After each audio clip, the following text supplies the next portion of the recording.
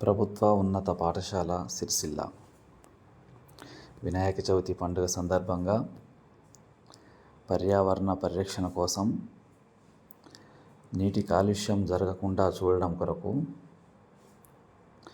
మట్టి వినాయకులను తయారు చేయడం మరియు వినియోగించడం అనే అంశాన్ని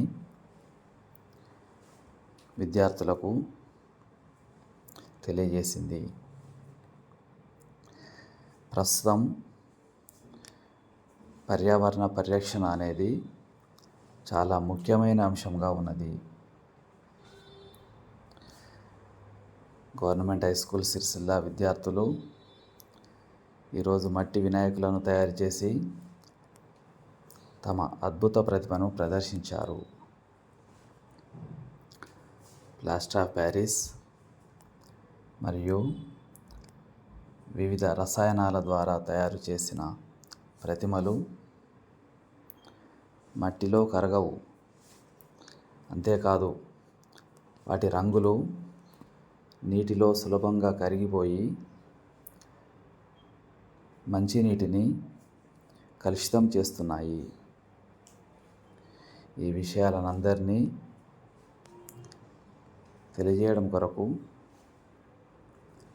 మన పర్యావరణాన్ని కాపాడుకోవాలనే ఆలోచన విద్యార్థుల్లో రావాలని government high school Sircilla national green corps విభాగము ఈ కార్యక్రమాన్ని ఏర్పాటు చేసింది.